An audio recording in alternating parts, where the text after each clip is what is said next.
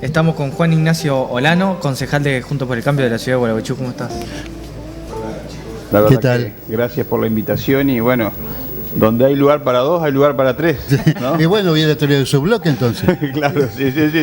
Pueden venir, hablamos un poco y comemos algo rico ahí de los compañeros, así que muy rico. Muy bien. Bueno, ¿cómo ve la gestión municipal desde la oposición, digo? Totalmente. Bueno, esta segunda gestión, que es una gestión en donde nosotros participamos, la verdad que la vemos con muchas dificultades.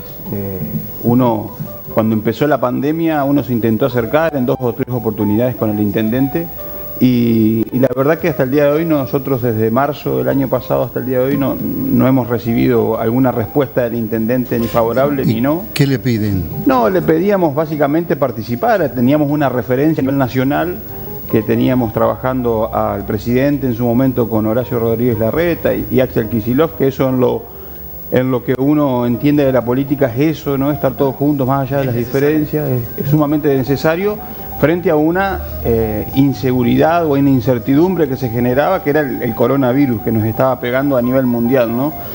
Queríamos replicar esa foto, esa imagen acá en Gualeguaychú y hasta el día de hoy no la pudimos replicar, ¿no? Y eso es, entiendo yo, una cuestión negativa de esta gestión municipal que, bueno, creo que se enamoró del 60%, el 65% que obtuvo legítimamente en las urnas y lo ha hecho cometer ese enamoramiento del 60-65%, lo ha hecho cometer errores forzados o no forzados en distintas cuestiones, ¿no?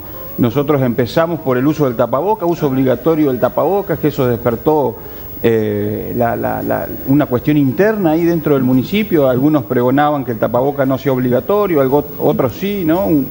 Se produjo un quiebre ahí, el primer quiebre que nosotros detectamos ahí dentro del oficialismo y se perdieron 111 días. Pero la gente lo adoptó después. Sí, pero 111 días, Carmelo, y creo que no sé cuántas vidas o cuántas personas infectadas se hubiesen podido tener, pero sí, en este momento de incertidumbre precisamos, más que nada, decisión políticas firmes y claras, ¿no? Y nos enteramos con un decreto que era obligatorio en septiembre, ¿no? Cuando la pandemia estaba golpeándonos desde abril. Entonces creo que estas cuestiones, poca falta de claridad, nosotros nos intentamos acercar y no obtuvimos respuesta.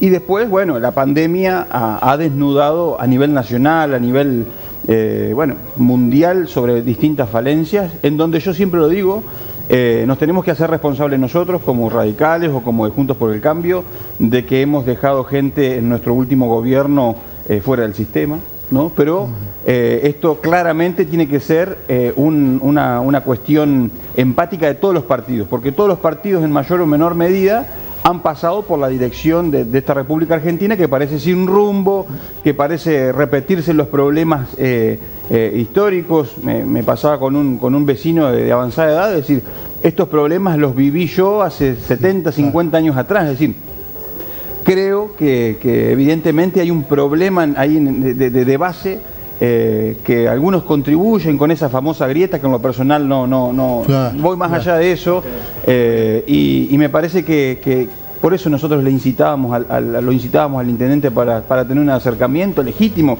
y no quiere decir que con ese acercamiento él nos convenza o nosotros lo vamos a convencer en sus ideales, en su ideología, en su doctrina. Yo tengo mi doctrina que es radical y eso no me la va a cambiar ni el Papa, ¿no? Entonces creo que eso. Después, bueno, se sucedieron un montón de cuestiones que en lo personal uno no la comparte, por ejemplo, y hablo esto en términos que uno lo vio, ¿no? Personal, totalmente personal, que en plena pandemia, en plena incertidumbre sanitaria, económica e institucional, creo, ¿no?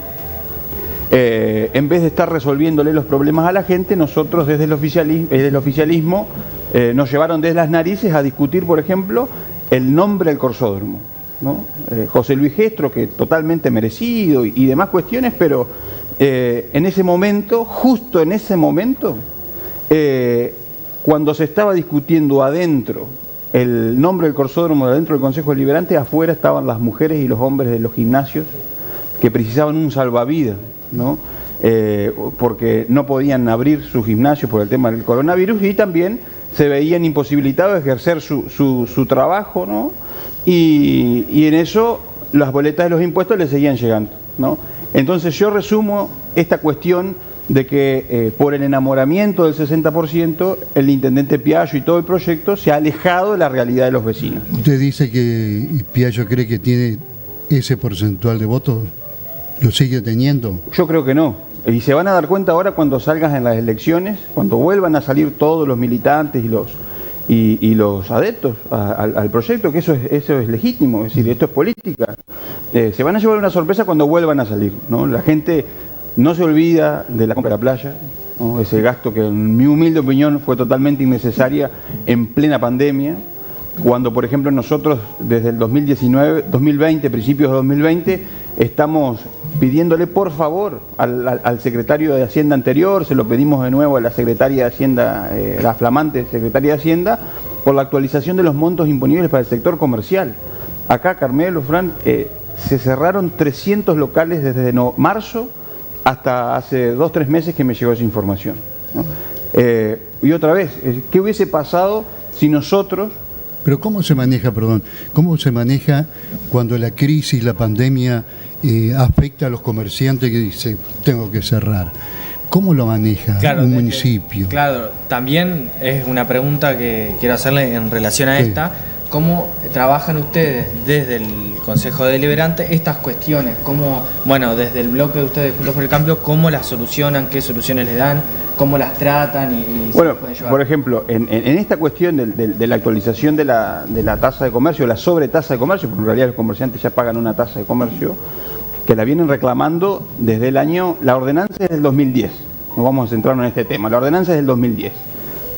La última modificación fue al año siguiente, que es el 2011, y desde el 2011 hasta hoy no pudieron obtener una actualización de las tasas. Es decir, hoy un comerciante que empieza tributando 1.700.000 pesos, ya empieza a pagar una carga tributaria totalmente grande, ¿no? Y así se va replicando esta sobretasa que quedó abstracta, que quedó...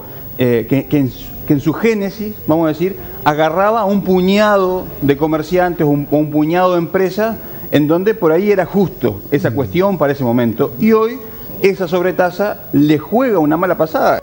Podemos ver, cuando estábamos con la pandemia, me acuerdo que hice un recorrido desde Ruchi 25 hasta San Lorenzo y 25, había más de 100 locales en pleno microcentro desocupados, ¿no? ¿Pero esto se debe a la pandemia o...? Eso es a la cuestión económica, ¿no? Es decir, de una historia de la Argentina que viene retrocediendo en cuestiones económicas, que ahí tenemos culpas repartidas para todos los partidos, en donde, reitero, nos tenemos que hacer cargo, ¿no? Pero también esto se acentúa en la pandemia. La pandemia viene a desvelar o sacar el velo de estas necesidades estructurales que uno lo ve, que uno lo veía como joven. Y bueno, la verdad que me resulta inadmisible poder entender cómo el intendente no se puede reunir con el bloque mayoritario de la oposición. Es algo de política básica. Pero bueno, reclamamos el tema de la sobretasa de comercio, reclamamos el tema del tapaboca. Tenemos también un proyecto de adherir a la ley provincial de la cuestión de los geriátricos, ¿no? Esto es una cuestión que está ahí, que todos sabemos que la peligrosidad que tiene el tema del geriátrico respecto del COVID, ¿no? Hay 2 personas, Carmelo, que supervisan y que tienen el contralor a nivel provincial de la cuestión de la salubridad de los pacientes dentro del geriátrico. Es decir, nosotros lo que le pedimos es adherir a esa ley al municipio y que la provincia le dé los fondos para que la municipalidad se haga cargo del contralor o de tener en orden, vamos a decir, hablando más fácil, la cuestión edilicia y la cuestión de la salubridad de los adultos mayores. Es decir, y eso duerme en los cajones. ¿Son proyectos y le agrego otra pregunta? ¿Cuántos proyectos han presentado y cuántos les han aprobado? Nosotros hicimos esta cuenta el año pasado, tenemos alrededor, con nosotros 3 concejales nomás, alrededor de 66 proyectos, ¿no? En total. En total. de los cuales hay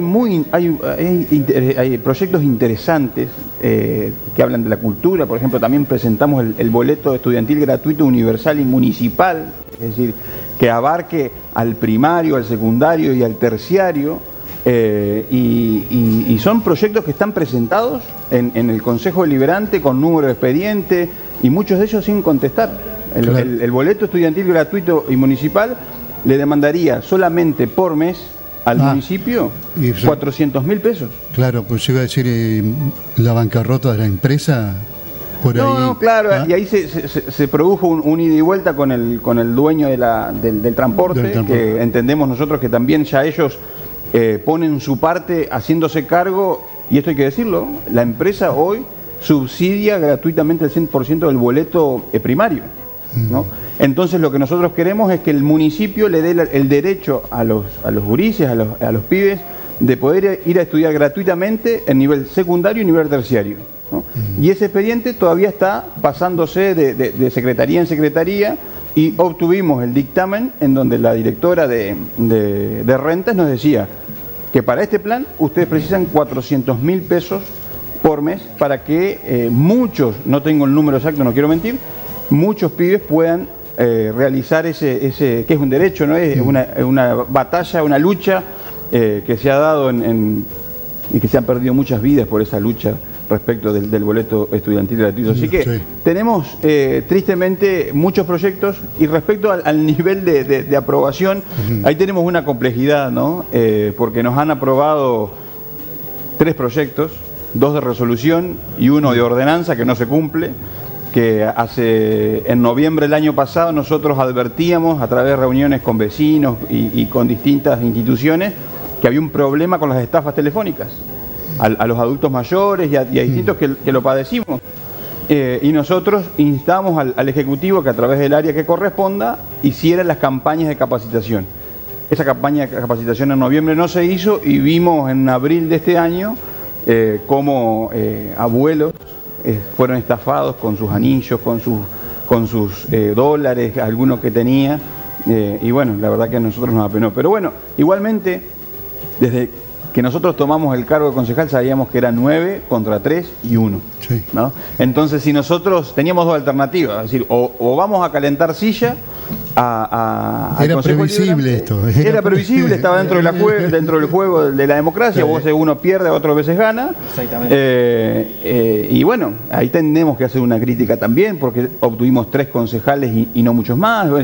Pero bueno, igualmente tomamos por el camino de seguir reuniéndonos con la gente, seguir presentando proyectos, que a algunos le dice demagógico, Francisco, Carmelo. En lo personal, yo estoy convencido que el tema de los geriátricos y que la municipalidad se haga cargo no es demagogia, que el tema del boleto estudiantil gratuito tampoco es demagogia. Bueno, tenemos un montón de proyectos que queremos que se puedan conformar o transformar en ordenanza. Poco tiempo, preguntas cortitas, si es posible. Sí. En estos días vimos un fallo bastante importante en la ciudad sobre medio ambiente, que es el fallo Amarras, para un sector bastante histórico. ¿Cómo lo ven ustedes desde el bloque Junto por el desde el bloque del Consejo Deliberante? ¿Cómo ven este fallo? Si ayuda este tipo de política. Bueno, esto claramente voy a hablar de una cuestión personal. No quiero involucrar a Alejandra y a Pablo, porque la verdad que hemos charlado muy poquito sobre el tema, pero no puedo decirte que vengo a representar la voz del bloque, ¿no? Yo estoy a favor del ambiente, y que si hay una ley o que algo que modifique y pena la modificación del río, para mí el río es sagrado, ¿no? Entonces creo que digo mucho con eso, y también es una triste noticia para aquel inversor, ¿no? Que quería poner plata en su momento y hoy dice, Gualeguaychú se manejaron las cosas mal. Creo que también es eso una cuestión para poner en tapete, y en realidad acá no pierde la empresa, no pierde el ambiente y pierde Gualeguaychú y las ciudades, me parece, ¿no? Porque en el medio está la gente, y eso hay que entenderlo a veces. Bueno, hay que ver de qué lado, ¿no? Pero la última, cortita, 2 palabras. ¿Qué apoyan a nivel provincial la interna? En lo personal, como dirigente partidario, no como presidente del comité departamental de la UCR, como una cuestión personal, apoyo la lista de Atilio Benedetti, Rogelio Frigerio y Marcela Antola, y bueno, espero que que las elecciones se den en un marco de tranquilidad y respeto de todas las listas. Se nos terminó el tiempo. Ya no se nos terminó. Gracias, muy amable. Muy bien. Bueno, te espero. Juan Ignacio Olano, entonces. Cerramos rapidito y te espero hoy con la pizza, con las empanadas. Sí, bueno. Ahí en calle San Lorenzo, Piamonte, y la mejor pizza. Perfecto.